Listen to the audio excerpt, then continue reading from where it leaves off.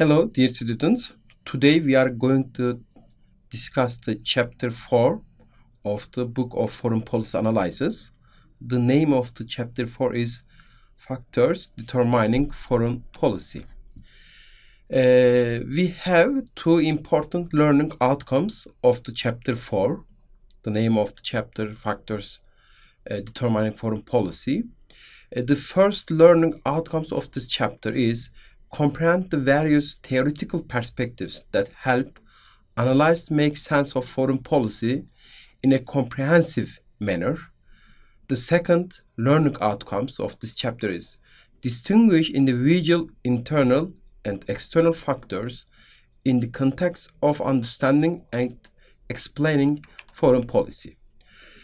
In general, foreign policy analysis as an academic discipline examines how states, as the main actors of international relations, respond to external developments and engage with other actors. Trying to make sense of foreign policies requires an in-depth analysis of the factors that play a role in the process.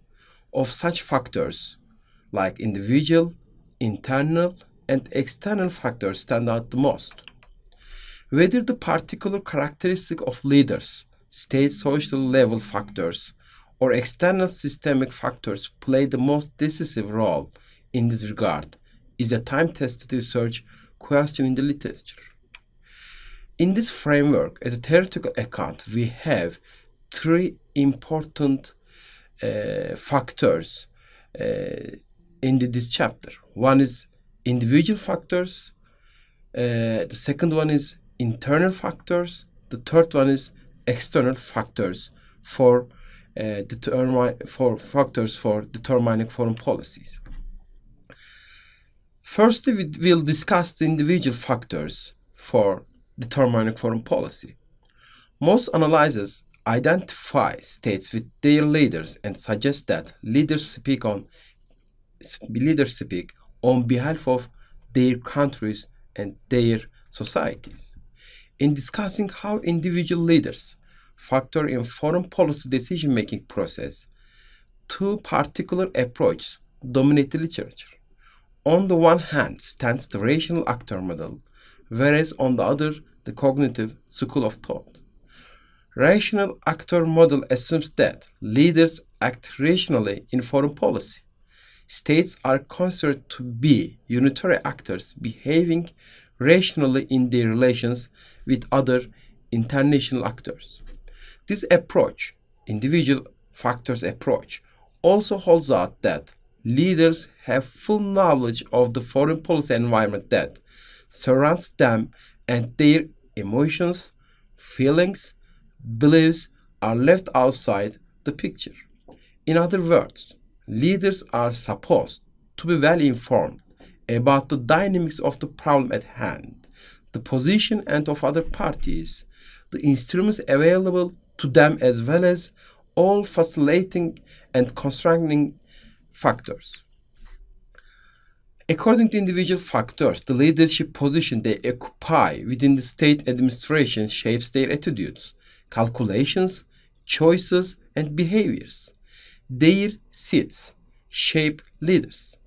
This suggests that leaders act in mechanical way, leaving behind all kinds of personal characteristics that could potentially have an impact on their choices and behaviors. In this framework, leaders acting rationally put the national interests of their countries above their personal priorities and undertake the cost-benefit calculation from the perspective of the state they lead. Rather than bowing to short-term political calculations, leaders are assumed to be put long-term national interests of their countries at the center of their foreign policy choices. When we look at the internal factors, the nature of political regimes, national role, conceptualization of ruling elites, strategic culture, political ideologies, religion, interest groups, civil society organizations, public opinion are important factors determining foreign policy. According to international factors, we have to say that again, underline that the strategic culture political ideologies, religion, interest groups, civil society organizations, public opinion, and all political actors in international level are very important players, actors of the decision-making process, and also they are important player factors or important players for determining foreign policy in the state, in the nation states. In line with the liberal international relations theory, the scholars who focus on international factors in explaining foreign policies of states assume that states are not unitary actors and what goes within state matter a lot. On the other hand, whether a country is ruled by democratic or non-democratic regimes might affect how that country defines its foreign policy interests and act accordingly. It means that depending on the democratic or non-democratic regimes, their decision-making process and their decisions about their foreign policies can be different. It is related with the decision-making process. How the democratic states taking their decisions about the foreign policy issues and which mechanisms are effective during this process, and how the non-democratic regimes taking decisions about their foreign policies and how these other political actors is effective or ineffective during the decision-making process. It has already become a truism that democratic regimes do not fight each other easily, and countries ruled by democratic regimes would likely adopt more diplomatic, civilian, and economic than coercive and military power instruments in their foreign policies. The institutional structure of democratic regimes, as well as the democratic values held by the people, would likely prevent states from taking costly decisions and resorting to war. The check and balance structure in the state administration, the need on the part of the politicians to secure the votes of electorate for upcoming elections, and the consensus building culture among different constitutions would all prevent the ruling elites from taking costly decisions in foreign policy. It means that they cannot take the decisions alone. They have to take into consideration to their other political actors in their political life and also in their nation states. Before taking the decisions, they have to take into considerations the other political actors, like individuals, like civil society organizations, like other political actors should be taken into consideration during the decision-making process, because they need the support of this kind of political actors for the decision-making process, because they have to give, they have to take the, they have to be responsible about their decisions. But on the other hand, we will discuss it. When you look at the anti-democratic regimes, they don't need their leaders. They don't need to give an answer, or they don't need to very openly process for their societies. But when you look at the democratic systems, because of the check and balance mechanism structure in the state, they have to be more transparent their decisions, especially for the foreign policy decisions and process.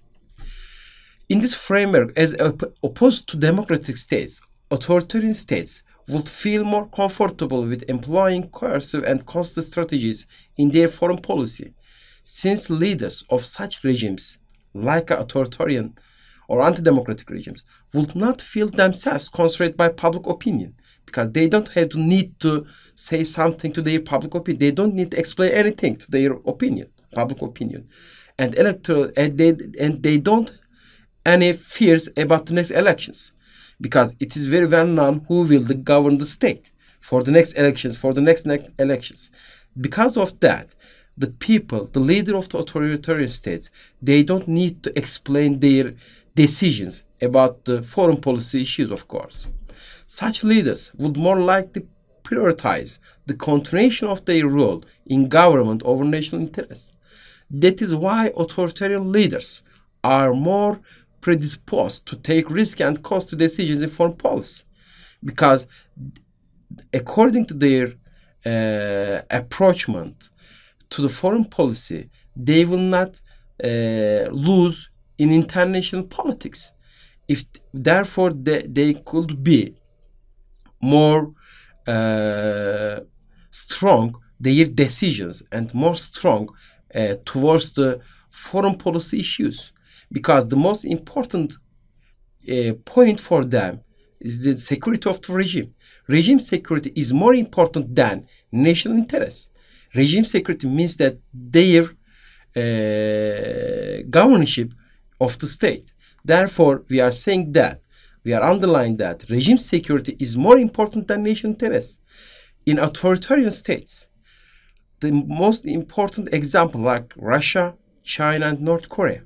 The Russia, North Korea, and China offer the best example in this regard, because they don't need to explain outcomes of the foreign policy issues after developments. They don't need to share, they don't need to explain something to their foreign policy, to their public opinions about what's happening in foreign policies, because they have to just security regime is important, and the national interest, it means that at the same time interest of the regime, and they, because of that, their populations, their public opinions, they cannot see them as a political actor in the political life. And also internal factors shaping foreign policy outcomes. One needs to mention the role of organized interest groups, lobbies, and civil society organizations. Another internal factor that should be taken into account is the media. But again, for the authoritarian or anti-democratic regimes, the media could be in there. The civil society organizations could be in there, interest groups and lobbies in there, but their role is their main role is just make a propaganda about the regimes. But in the democratic pluralistic political regimes, these political actors can defend what they want. They don't need to just follow the regime, just follow the idea of the regime. This is the big difference between the totalitarian regimes and democratic pluralist political party regimes.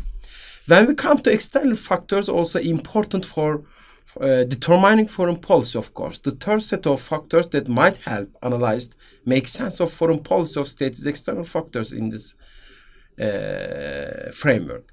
What matter in this context are the dynamics of international systemic environment, distribution of material power capabilities among states, geographical location of states, and the nature of the terrain on which states are located.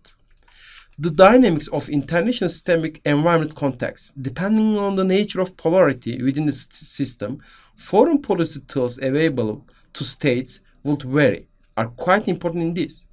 States' maneuvering capability within the system would be closely linked with distribution of power capabilities among states. Whether states pursue more assertive and active foreign policies or feel extremely constrained in their foreign policy behaviors would mainly be a function of the nature of polarity at systemic and regional levels, as well as how material power capabilities are distributed among states. Unipolar, bipolar, and multipolar systems would suggest different foreign policy behaviors.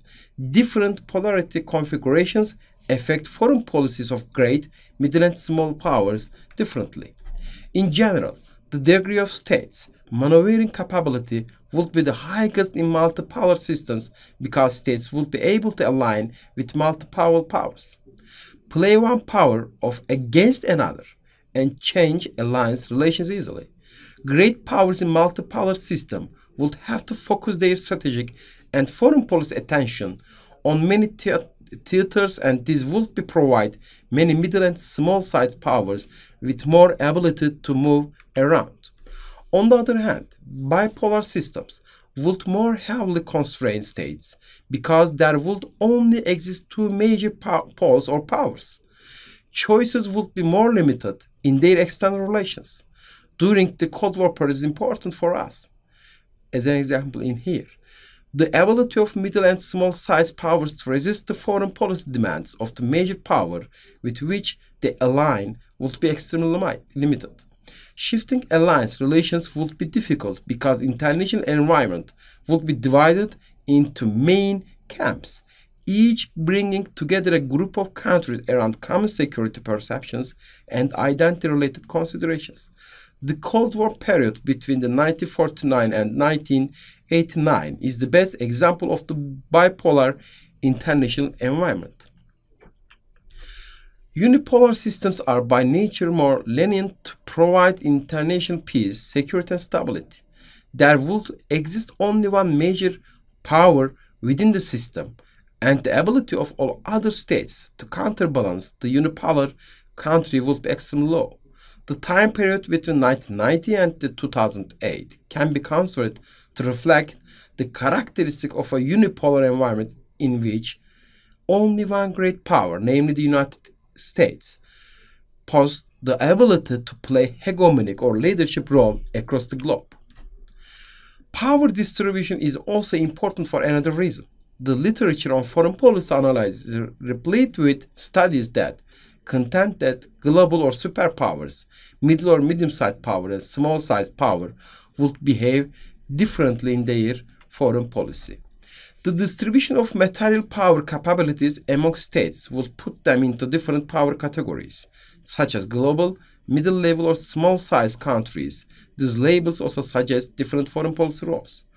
Also, geographical location is another important factor emphasized by the ones who focus on external factors in explaining foreign policy of states. The first point to underline in this regard is the number of neighbor states have. Second one is maritime and land powers would also demonstrate different foreign policy inclinations. Countries which are located by the sea would have different foreign policy priorities than countries which do not have maritime borders or are totally landlocked. Land powers would like to prioritize spending on their army, whereas maritime powers would spend their financial resources more on navy and marine forces than land forces. Thirdly, the importance of geographical location also manifests itself in the sense of states leveraging their particular geographical features in their foreign relations. Some states, such as Turkey, lie at the intersection of different regions and continental land masses, and this gives them immense bargaining power with third parties. On the other hand, the geographical location can also incur negative consequences in the sense of states being the target of other countries. Holding a geographical location like Turkey might attract the malign intentions of the states. As a conclusion for the chapter 4, this chapter discussed the explanatory value of individual, internal, and external factors of foreign policy in light of different examples. Making sense of foreign policy requires a comprehensive approach whereby all such factors should be taken into account. Individual factors are about the role of leaders and statesmen in the formulation of foreign policy preferences. According to this view, foreign policy should be examined from the perspective of statesmen because foreign policy is high politics activity immune to the infiltration of social factors. The public itself should be kept outside analysis because dealing with foreign policy and taking foreign policy decisions requires expertise and state-level secrecy. Internal factors are about the role of state society level inputs in the formation of foreign policy preferences. Internal factors are regime type, political ideologies, nation role conceptualizations, and geographical imaginations, strategic culture, interest groups, public opinion, and media. As a summary, external factors concern the impact of systemic level factors, both at regional and international level, in the formation of foreign policy preferences. Systemic factors are distribution of material power capabilities among states, polarity, geographical location, and the nature of terrain on which states are located, whereas the individual and internal factors offer an inside-out analysis. External factors offer an outside-in analysis. Dear students, we finished the analyzing of the chapter 4 of the book of foreign policy analysis. Namely, the name of the chapter is Factors Determining Foreign Policy. Thank you for your attention following to this chapter.